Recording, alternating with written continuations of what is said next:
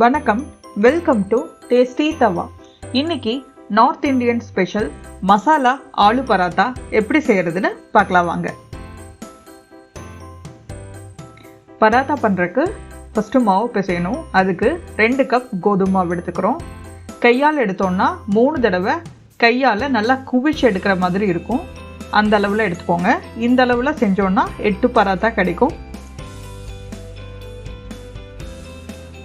மாவுக்கு தேவையான அளவு உப்பு 1/2 டீஸ்பூன் போட்டுக்கிறோம். போட்டுட்டு 2 டீஸ்பூன் தயிர் சேர்த்துக்கிறோம். புளிச்ச தயிர், புளிக்காத தயிர் எதுவானாலும் ஓகே. தயிர் சேர்க்கும் போது நமக்கு பராத்தாவோ சப்பாத்தியும் நல்லா சாஃப்டாக கிடைக்கும். சப்பாத்தி செய்யும் போது கூட இந்த டிப்ஸ் ஃபாலோ பண்ணுங்க.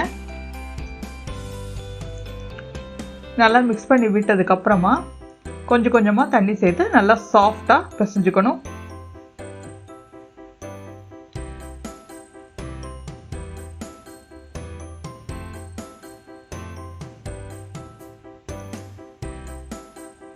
நல்லா பிசைஞ்சாச்சு. இப்போ 1 டீஸ்பூன் அளவுக்கு எண்ணெய் சேர்த்து இன்னொரு தடவை நல்லா பிசைஞ்சிக்கலாம்.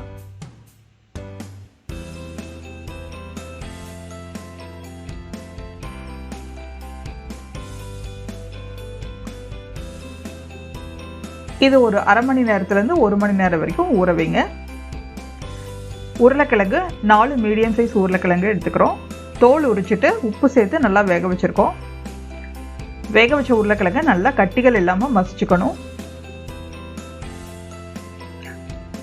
இப்போ ஒரு பேனில் 2 டேபிள் ஸ்பூன் எண்ணெய் ஊற்றிக்கலாம்.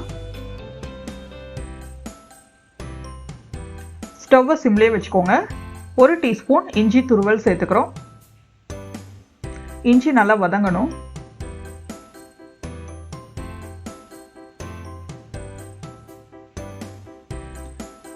இஞ்சி வதங்கினதுக்கு அப்புறமா 2 டேபிள் ஸ்பூன் கொத்தமல்லி இலைகள் சேர்த்துக்கிறோம். அதையும் ஒரு தடவை மிக்ஸ் பண்ணி விடுங்க. இப்போ 1 table spoon kasuri methi powder, காஞ்ச வெந்தய இலைகள் அதையும் சேர்த்துக்கிறோம். அதையும் ஒரு தடவை மிக்ஸ் பண்ணி விட்டுக்கலாம். 1 டீஸ்பூன் சில்லி பவுடர், 1 டீஸ்பூன் மல்லித்தூள், 1/2 டீஸ்பூன் கறி மசால் தூள், 1/4 டீஸ்பூன் மஞ்சள் தூள், 1/2 டீஸ்பூன் உப்பு எல்லாத்தையும் ஒன்றா சேர்த்து ஜஸ்ட் ஒரு 10 செகண்ட்ஸ் நல்லா வதக்கி விட்டுக்கோங்க. புளிப்பு சுவைக்காக டொமேட்டோ கெட்சப் இல்லைன்னா டொமேட்டோ சாஸ் எடுத்துக்கலாம். 2 டீஸ்பூன் அதையும் சேர்த்து நல்லா மிக்ஸ் பண்ணிக்கோங்க.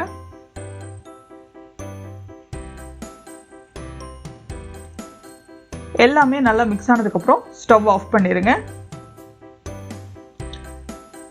ஸ்டவ் ஆஃப் பண்ணிவிட்டு நம்ம வேக வச்சு மசிச்சு வச்சுருந்த உருளைக்கிழங்க உள்ளே சேர்த்துக்கலாம். உள்ளே சேர்த்துட்டு உருளைக்கிழங்க நல்லா இந்த மசாலா கூட நல்லா பெரட்டி விட்டுக்கணும்.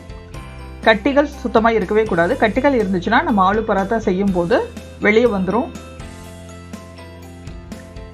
இப்போ நல்லா மிக்ஸ் ஆகி ரெடியாக இருக்குது. இப்போ நம்ம பராத்தா செய்ய ஆரம்பிச்சிடலாம்.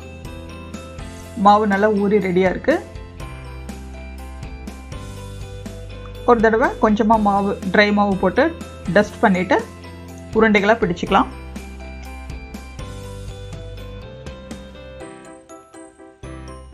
இந்த மாதிரி செஞ்சிட்டோன்னா ஈவனாக உருண்டைகள் வரும். ஒரே சைஸ் பராத்தா கிடைக்கும். ரோல் பண்ணிக்கோங்க. ரோல் பண்ணி ஒரு தடவை மாவில் டஸ்ட் பண்ணிக்கலாம். பண்ணிவிட்டு மெல்லமாக விரல்களால் ப்ரெஸ் பண்ணுங்கள்.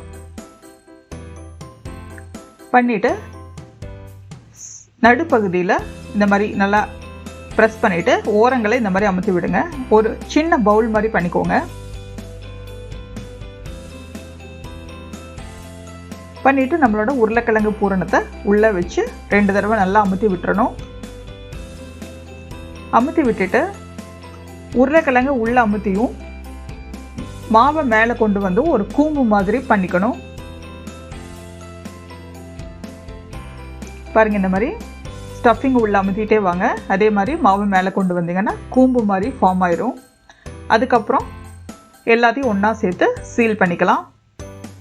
இந்த மாதிரி 2-3 தடவை செஞ்சால் ஈஸியாக வந்துடும். உருளைக்கிழங்கு வெளியே தெரியாத மாதிரி நல்லா சீல் பண்ணிக்கணும். பண்ணிவிட்டு ஈவனாக ப்ரெஸ் பண்ணி விட்டுக்கோங்க. இப்போ மாவை ஃபர்ஸ்ட் டைம் நல்லா டஸ்ட் பண்ணிக்கலாம். அப்பதான் நல்லா ரோல் பண்ண வரும். ஒரு தடவை டஸ்ட் பண்ணா போதும். இப்போ மெல்லமா அழுத்தம் கொடுத்து சப்பாத்தி கட்டையில் இந்த மாதிரி தேய்ச்சி விடணும். ஒவ்வொரு டைமும் தேய்க்கும் போதும் திருப்பி திருப்பி வைக்கணும், இல்லைன்னா ஒட்டிக்கும்.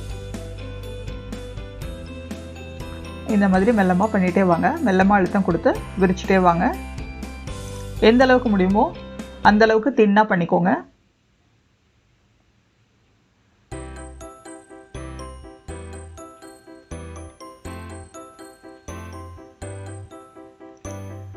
திருப்பி போட்டு ஒரு தடவை பண்ணிக்கலாம். முடிஞ்ச அளவுக்கு தின்னா பண்ணிக்கோங்க. அவ்வளோதான், ரெடி ஆயிடுச்சு. இப்போ தோசைக்கல்ல நல்லா சூடாக ரெடியாக இருக்குது. நெய் போட்டு கிரீஸ் பண்ணியிருக்கோம். ஆயில் கூட யூஸ் பண்ணிக்கலாம். சூடான தோசைக்கல்ல ஆலு பராத்தாவை வச்சு சுட்டு எடுத்துடலாம். 10 செகண்ட்ஸ்க்கு திருப்பி திருப்பி போட்டு நல்லா 2 பக்கமும் செவக்கிற வரைக்கும் சுட்டு எடுக்கணும்.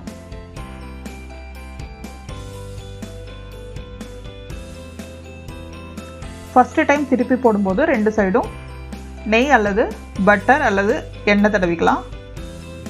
அப்படி பண்ணோன்னா நமக்கு ஆலு பராத்தா ட்ரை இல்லாமல் சாஃப்டாக இருக்கும். இந்த பராத்தா பிரேக்ஃபாஸ்ட், டின்னர், லஞ்ச் 3த்துக்கும் நம்ம சாப்பிட்லாம். ரொம்ப ஃபில்லிங்காகவும் டேஸ்ட்டாகவும் இருக்கும். ஆறுனா கூட ரொம்ப டேஸ்ட்டாகவும் சாஃப்டாகவும் இருக்கும்.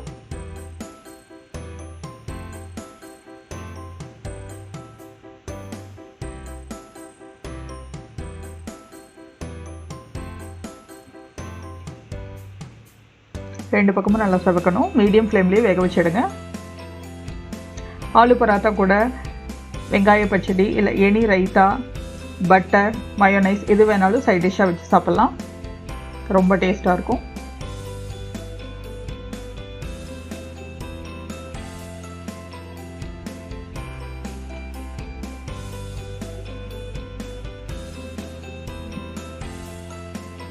பாருங்கள், 2 பக்கமும் நல்லா செவந்துருச்சு. எடுத்துடலாம். அவ்வளோதான், நம்மளோட சூப்பரான north Indian special masala aloo paratha தயாராகிடுச்சு. பட்டர், வெங்காய தயிர் பச்சடியோட பரிமாறுங்க. ரொம்ப சூப்பராக இருக்கும். நீங்களும் உங்கள் வீட்டில் செஞ்சு பார்த்துட்டு உங்களோட கமெண்ட்ஸை எங்களோட ஷேர் பண்ணிக்கோங்க. இந்த ரெசிபியை ட்ரை பண்ணி பாருங்கள். பிடிச்சிருந்தா லைக் பண்ணுங்கள், கமெண்ட் பண்ணுங்கள், ஷேர் பண்ணுங்கள், சப்ஸ்கிரைப் பண்ணுங்கள். கூடவே பெல் ஐக்கானையும் கிளிக் பண்ணிடுங்க. தேங்க்ஸ் ஃபார் வாட்சிங்.